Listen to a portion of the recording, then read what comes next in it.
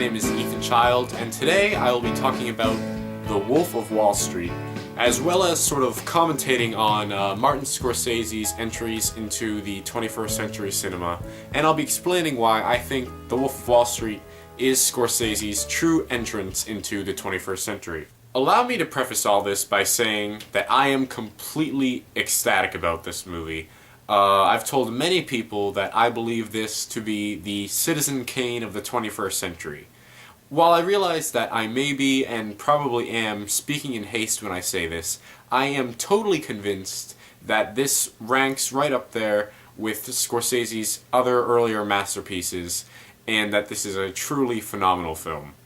I think the reason I am so excited about this movie is because I consider it to be Scorsese's real entrance into the 21st century. Scorsese's filmography, 21st century filmography, has consisted of Gangs of New York, The Aviator, The Departed, Shutter Island, and Hugo.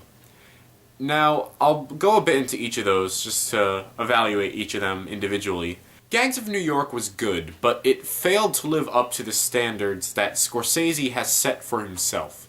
It really only touched on the surface of the story that it had to tell, and the characters weren't as driven, and there really wasn't as much to the characters as you would expect from Scorsese, really. It lacked that true Scorsese spirit that can leave an audience feeling that they've really had a connection with the characters.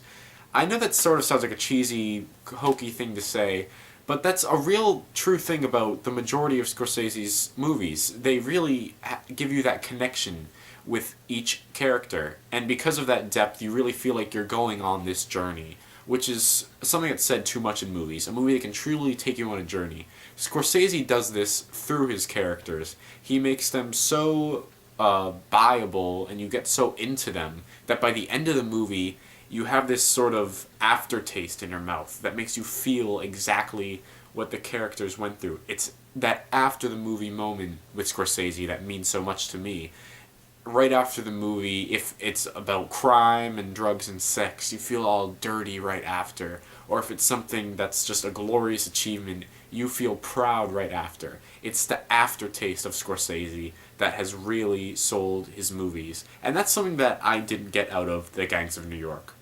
The Aviator just fell victim to what many biopics do. It simply carried you from event to event without really showing you a story. The Departed is probably what I really should be calling Scorsese's entry into the 21st century. Because that is a truly great film, and it lives up to Scorsese's standards, and it certainly has that appeal of that aftertaste to it. Scorsese brought his spirit and uniqueness into the 21st century. He translated it into a modern-day perspective. But I think that The Wolf of Wall Street just did it better, and I'll go into that in just a moment. But after The Departed came Shutter Island, and I really like Shutter Island. Shutter Island was a movie that I watched again and again and again, and I really did get into it. It's a mind-boggling sort of thing, but it's very atypical of Scorsese.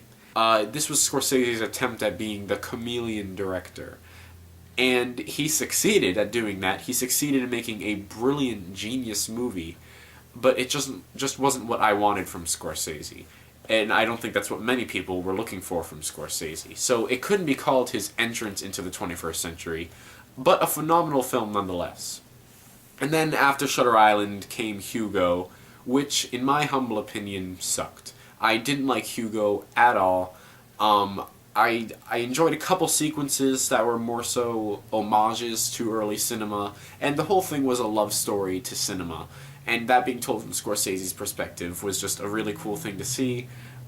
There wasn't anything to it. It was bloated. It had this sort of just stale storytelling style, and it just really was, again, not up to Scorsese's standards.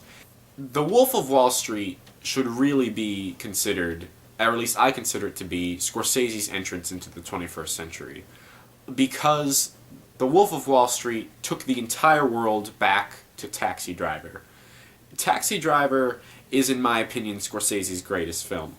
Taxi Driver took the world by storm. It showed everyone something that wasn't being explored in movies. It had never been explored in movies before. and it shocked everyone, and it was daring and bold. And I think The Wolf of Wall Street does the same thing.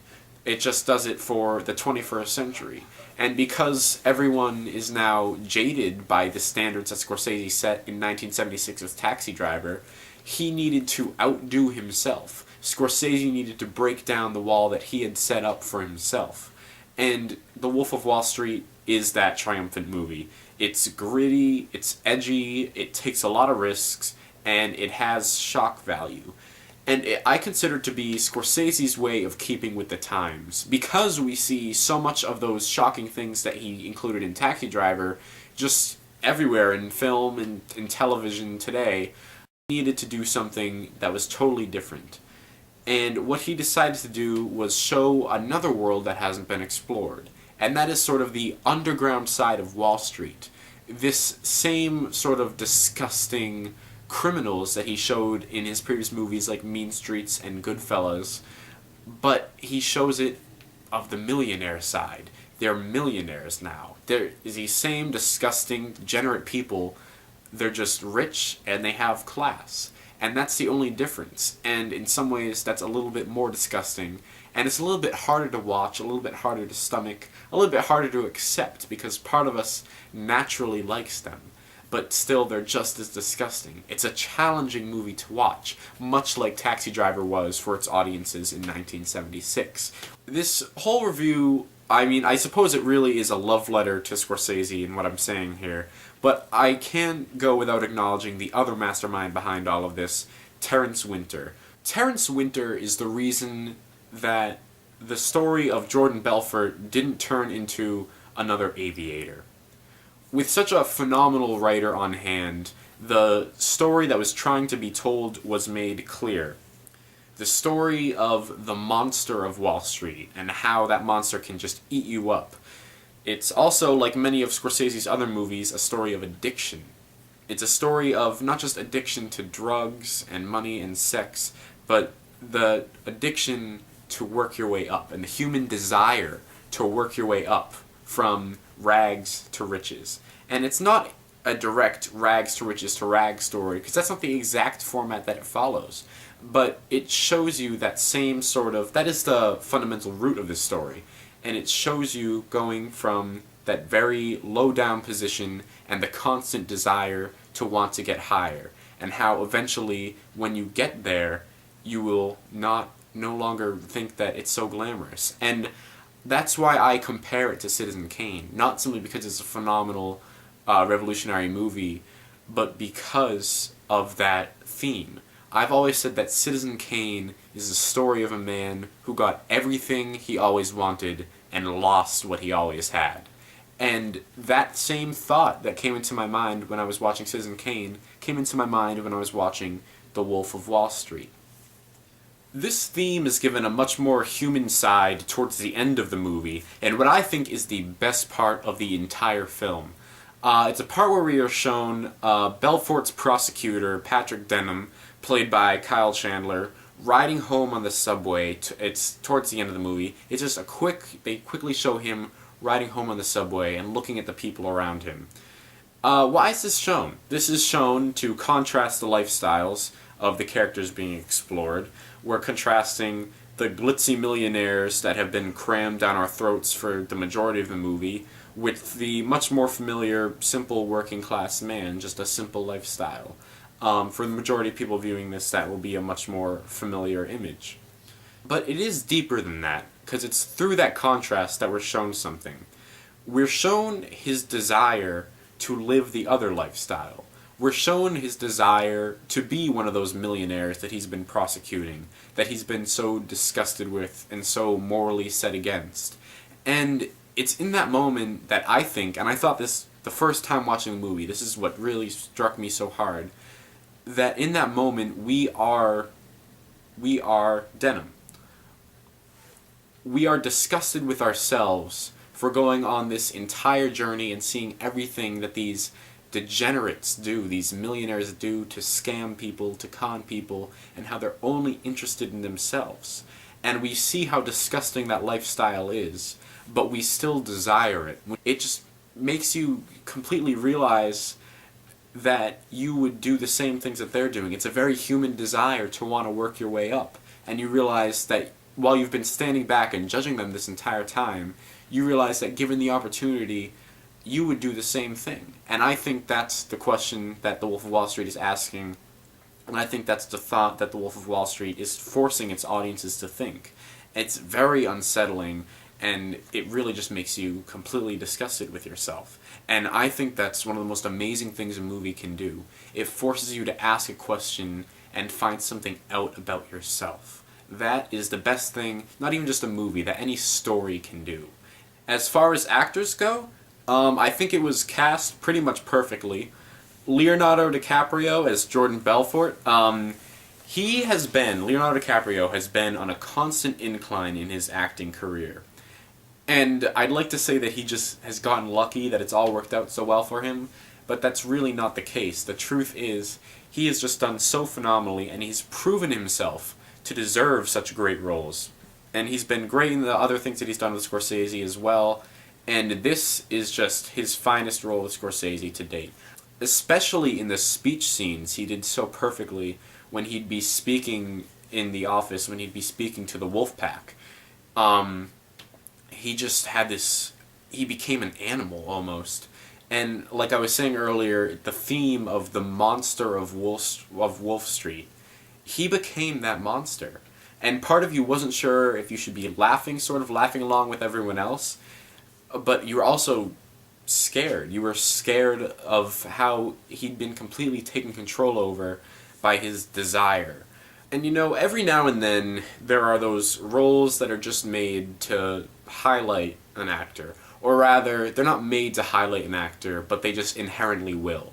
This is one of those roles. It has complete character development throughout the entire movie, and if you look at him in the beginning and in the end, he is a totally different character. That would be another comparison I would make to Citizen Kane. Orson Welles did a phenomenal job from beginning, middle, to end, showing his character, that whole life story, and how the different things have affected them. That's something that is just going to highlight an actor naturally, if done well. And DiCaprio did it well, much like Welles did it well in 1941. Jonah Hill as Donnie Azoff. Jonah Hill was one of the biggest surprises in the movie for me, because Jonah Hill is a comedian, he's a comic, but he showed his acting side in this movie, and I think it was so great to see that because he truly did a great job acting. And I think he really did his part to change the spirit of the movie while still respecting Scorsese's vision. I think that a lot of comic actors, Jim Carrey would be an example, they get so carried away that it just becomes about them, and they'll never be in a movie that isn't about them.